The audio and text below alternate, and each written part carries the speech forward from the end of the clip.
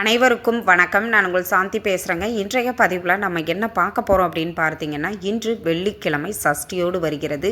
இந்த 3 பொருட்களை சேர்த்து பூஜை அறையில் வையுங்க. பணம் இல்லாத வீட்டில் பணம் பெருகும்னு சொல்லியிருக்கேன் இல்லைங்களா? அப்படிப்பட்ட என்னென்ன பொருட்களை நம்ம ஒன்றாக சேர்த்து பூஜை அறையில் வைக்கணும் அப்படிங்கிறத பற்றி இந்த பதிவில் நாம் தெளிவாக பார்க்க போகிறோம். வாங்க வீடியோக்குள்ளே போகலாம். இன்றைய தினம் பார்த்தீங்கன்னா, நம்மளுக்கு வெள்ளிக்கிழமையோடு இந்த தேய்பிறை சஷ்டி அப்படிங்கிறது வருகிறது. இந்த வருடத்தின் முதல் சஷ்டி அப்படின்னு நம்ம சொல்லலாம். இந்த சஷ்டியில் விரதம் இருந்து முருகப்பெருமானை முறைப்படி வழிபாடு செய்தோம் அப்படின்னா நம்ம வாழ்க்கையில் பலவித நன்மைகள் நடக்கும் அப்படிங்கிறது ஐதீகம். அதனால் வாய்ப்பு இருக்கிற அனைவரும் இந்த சஷ்டியை தவறாமல் பயன்படுத்தி கொள்ளுங்கள். இந்த சஷ்டி மிக மிக விசேஷமானது. நம்மளுக்கு வெள்ளிக்கிழமையோடு வரக்கூடியது. நம் வாழ்க்கையில் இருக்கக்கூடிய கஷ்டங்கள் கவலைகள் அனைத்தும் தீர வேண்டும் அப்படின்னா முருகப்பெருமானை நீங்கள் வழிபாடு செய்யுங்க. உங்கள் வாழ்க்கையில் பொதுவாகவே நிறைய கஷ்டம் இருக்குது, பிரச்சனை இருக்குது அப்படின்னா ஏதாவது ஒரு தெய்வத்தை நீங்கள் கட்டியாக பிடிச்சிக்கோங்க. அதை மனசார வழிபாடு செய்யுங்க. நிறைய பேர் என்ன பண்ணுவாங்க, இப்போ நம்மளுக்கு எதை தின்னா பித்தம் தெளியும் அப்படிங்கிற மனநிலையில் நம்ம இருப்போம். என்ன செஞ்சால் நம்ம வாழ்க்கை சரியாகும், என்ன செஞ்சால் நம்ம பிரச்சனையெல்லாம் தீர்ந்து 4 பேரை போல் நம்மளும் காசு பணத்தோடு வாழ்வோம் அப்படிங்கிறது நம்ம மனசில் தோணிக்கிட்டே இருக்கும். அப்போ ஒரு சிலர் என்ன பண்ணுவோம், இந்த கோயிலுக்கு போனால் எனக்கு நல்லது நடந்துச்சு, இந்த கோயிலுக்கு போனால் எனக்கு நல்லதுன்னு எல்லா கோயிலுக்கும் நம்ம போயிட்டு வந்துகிட்டே இருப்போம். அப்போ என்ன நடக்கும் அப்படின்னா பெருசாக ஒன்றும் நம்மளுக்கு முன்னேற்றமே இருக்காது. நம்ம அப்படியே தான் இருப்போம். நான் ஒன்றே ஒன்று உங்களுக்கு சொல்கிறேன், ஏதாவது ஒரு தெய்வத்தை கட்டியாக பிடிச்சிக்கோங்க. முருகப்பெருமானை உங்களுக்கு ரொம்ப பிடிக்குமா, முருகனை பிடிச்சிக்கோங்க. அப்படி இல்லை அப்படின்னா அம்மன் தான் பிடிக்கும்னா ஏதாவது அம்மனை பிடிச்சிக்கோங்க. பெருமாள் பிடிக்கும் அப்படின்னா பெருமாளை கட்டியாக பிடிச்சிக்கோங்க.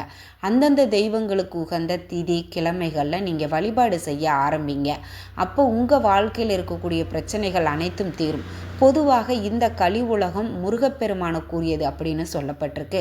அப்போது நீங்கள் முருகப்பெருமானை கட்டியாக பிடிச்சிட்டு முருகனை நீங்கள் வழிபாடு செய்ய ஆரம்பிச்சிட்டிங்க அப்படின்னாலே உங்கள் வாழ்க்கையில் இருக்கக்கூடிய எல்லா விதமான பிரச்சனைகளுமே தீர்ந்து போய்விடும் அப்படின்னு சொல்லப்பட்டிருக்குது. அப்படிப்பட்ட இந்த முருகப்பெருமானுக்கு உகந்த பொருட்களை இன்று பூஜை அறையில் வையுங்க.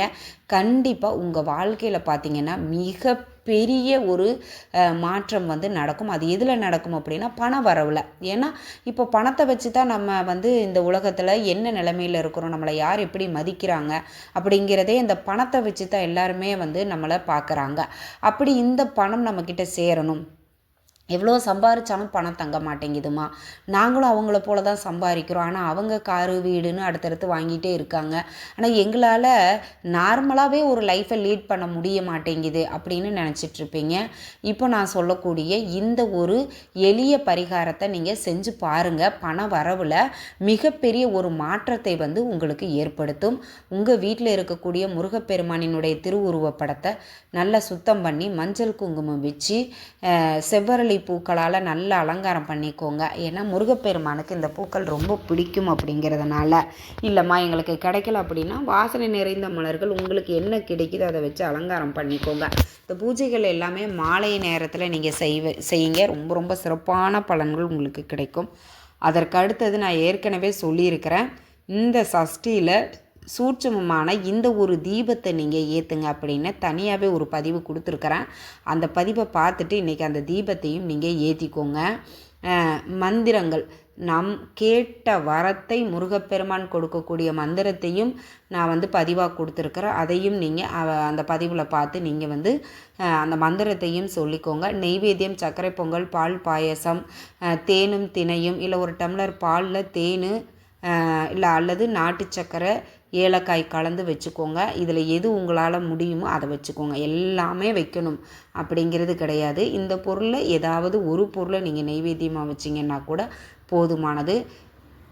நிறைய மந்திரங்கள்லாம் எங்களால் சொல்ல முடியலை அப்படின்னா ஓம் சரவண பவ ஓம் சரவண பவ இந்த ஒரு மந்திரத்தை மட்டும் 108 முறை பாராயணம் பண்ணிட்டு உங்களுடைய வேண்டுதல் கோரிக்கைகள் எதுவாக இருந்தாலும் அதை முருகப்பெருமான் கிட்ட மனதார பிரார்த்தனை பண்ணுங்க. உங்களுடைய வேண்டுதல் கோரிக்கைகள் நீங்கள் எந்த அளவுக்கு ஆழமாக அவரை நம்பி நீங்கள் கேட்குறீங்களோ அப்போ அது கண்டிப்பாக நடக்கும். நீங்கள் உங்கள் ஃப்ரெண்டுக்கிட்ட கேட்குற மாதிரி அழுது கேட்குறீங்களா, புலம்பி கேட்குறீங்களா, கோவப்பட்டு கேட்குறீங்களா, அது உங்களுடைய விருப்பம். ஆனால் அதை நம்ம முருகப்பெருமான் நம்மளுக்கு நடத்தி கொடுப்பார், அவர்கிட்ட சொன்னால் இது நடக்கும் அப்படிங்கிற அந்த நம்பிக்கையோடு நம்ம அதை வழிபாடுகள் செய்யணுங்க. இப்போ உதாரணத்துக்கு பார்த்திங்கன்னா, நம்மளுடைய உறவினர்கிட்டே இவர்கிட்ட கேட்டால் இது நடக்கும், இவர்கிட்ட கேட்டால் நடக்காது, இவர் சும்மா சப்பக்கட்டு கட்டிடுவார் அப்படின்னு நம்மளே ஒவ்வொருத்தரை பற்றி புரிஞ்சு வச்சுருப்போம் இல்லையா? அப்போ முருகப்பெருமான் என்ன பண்ணுவார், இவர் நம்மளை சோதிப்பார், ஆனால் கைவிடவே மாட்டார், என்றைக்குமே கைவிட மாட்டாருங்க. நீங்கள் கண்டிப்பாக மனமுருகி அவரை கட்டியாக பிடிச்சிட்டு வழிபாடு செய்யுங்க. நீ தான் எனக்கு என் வாழ்க்கைக்கு வழி சொல்லணும், வேறு யார்கிட்ட போய் நான் கேட்பேன், எனக்கு வேறு யாருமே கிடையாது, உன்னை விட்டால் எனக்கு வேறு யார் இருக்கா அப்படின்னு அவரை கட்டியமாக பிடிச்சிட்டு நீங்கள் வழிபாடு செய்யுங்க. நீங்கள் நினைத்த காரியங்கள் கண்டிப்பாக நடக்கும். அதே மாதிரி பார்த்தீங்கன்னா, இப்போ நான் சொல்லக்கூடிய இந்த ஒரு பரிகாரத்தையும் செய்யுங்க. ஒரு கண்ணாடி பவுல் எடுத்துக்கோங்க, இல்லைன்னா மண் அகல் விளக்கே கொஞ்சம் பெரிய விளக்காக இருக்கும் பார்த்தீங்களா, அந்த மாதிரி எடுத்துக்கோங்க. அதில் கல்லுப்பை நிரப்பிக்கோங்க. கல்லுப்பை நிரப்பிட்டு அதில் பார்த்தீங்கன்னா, இப்போ நான் சொல்லக்கூடிய பொருட்களை எல்லாம் வச்சுட்டு வாங்க. வெள்ளை மொச்சை 6 அப்படிங்கிற எண்ணிக்கையில் எடுத்துக்கோங்க. சுக்கு அப்படிங்கிறது ஒரு துண்டு. அதே மாதிரி பார்த்தீங்கன்னா, விரலி மஞ்சள் ஒரே ஒரு துண்டு. ₹1 நாணயங்கள் 6 எடுத்துக்கோங்க. அது ₹5 ஒன்று, ₹1 ஒன்று அப்படின்னு எடுத்துக்காமல் ₹1 நாணயமாக 6 எடுத்துக்கோங்க. ஒரே ஒரு துண்டு பச்சை கற்பூரத்தையும் நீங்கள் வச்சுக்கோங்க. வச்சுட்டு இது எல்லாமே அதில் அந்த கல் உப்பு மேலே வச்சுக்கோங்க. 6 அப்படிங்கிற எண்ணிக்கை ஆறுமுக பெருமானை குறிக்கக்கூடியது. இன்றைய தினம் வெள்ளிக்கிழமை சுக்கிர பகவானுடைய ஆதிக்கம் நிறைந்த நாள் அப்படிங்கிறதுனால சுக்கிர பகவானுக்குரிய எண்ணும் பார்த்தீங்கன்னா 6 தான். அதனால் அந்த 6 அப்படிங்கிற எண்ணிக்கையில் வெள்ளை மொச்சை, ஏன்னா சுக்கிர பகவானுக்குரிய தானியம் என்ன அப்படின்னு பார்த்தீங்கன்னா வெள்ளை மொச்சை, சுக்கிர பகவானுக்குரிய எண் என்ன அப்படின்னா 6 தாங்க. அதனால தாங்க 6 அப்படிங்கிற எண்ணிக்கையில் வெள்ளை மொச்சையை நம்ம எடுத்திருக்கிறோம். ஆறுமுக பெருமானுக்குரியதும் அந்த 6 அப்படிங்கிற எண்ணு தான். அதனால் 6 அப்படிங்கிற எண்ணிக்கையில் 6 வெள்ளை மொச்சை, 6 ₹1 நாணயம், ஒரு விரலி மஞ்சள், சுக்கு. இன்றைய தினம் பார்த்திங்கன்னா சஷ்டி, முருகனுக்கு உகந்த அந்த சுக்கு, சுப்பிரமணியனுக்கு உயர்ந்த கடவுளும் இல்லை, சுக்குக்கு மிஞ்சின மருந்தும் இல்லை அப்படின்னு பழமொழியே இருக்குது. அதனால் இந்த சுக்கு வெள்ளிக்கிழமை மகாலட்சுமிக்கு உகந்த ஒரு கிழமை அப்படிங்கிறதுனால நம்ம கல்லுப்பும் விரலி மஞ்சளும் பயன்படுத்தி இருக்கிறோம். இது எல்லாமே சேர்த்து பூஜை அறையில் வையுங்க. தூபமெல்லாம் காட்டும்போது இதற்கும் சேர்த்து காட்டுங்க. அப்படியே பூஜை அறையில் இன்றைய நாள் விட்டுடுங்க. சனிக்கிழமையில் காலையில் நீங்கள் அந்த பொருளெல்லாம் இருக்குது பார்த்தீங்களா, சுக்கு, 6 ₹1 நாணயம், விரலி மஞ்சள், பச்சை கற்பூரம், வெள்ளை மொச்சை, இந்த 5 பொருளையும் ஒரு முடிச்சு நீங்கள் பணம் வைக்கக்கூடிய இடத்துல வச்சுருங்க. அந்த கல் உப்பு அப்படிங்கிறத நீங்கள் சமையலுக்கே பயன்படுத்தி கொள்ளலாம். இல்லைன்னா கால்படாத இடத்துலையோ ஓடுகிற நீர்நிலைகள்லையோ அந்த உப்பை விட்டுடுங்க. இது மாதிரி செஞ்சு பாருங்கள். வெள்ளிக்கிழமையோடு வரக்கூடிய சஷ்டி அன்று நிச்சயம் பணமே இல்லை, எங்கள் வீட்டில் பணத்தட்டுப்பாடு அதிகமாக இருக்குது, பணம் சார்ந்த பிரச்சனைகள் நிறைய இருக்குது அப்படிங்கிறவங்க இந்த பரிகாரத்தை இன்று செஞ்சு பாருங்கள். பணம் தங்காத இடத்துல கூட பணத்தை தங்க வச்சு பணப்புழக்கத்தை அதிகரிக்கும். நம்பிக்கையோடு செய்யுங்க, கை மேலே பலன் கிடைக்கும். இந்த தகவல் உங்களுக்கு ரொம்பவுமே பயனுள்ளதாக இருந்திருக்கும்னு நினைக்கிறேன். நன்றி, வணக்கம்.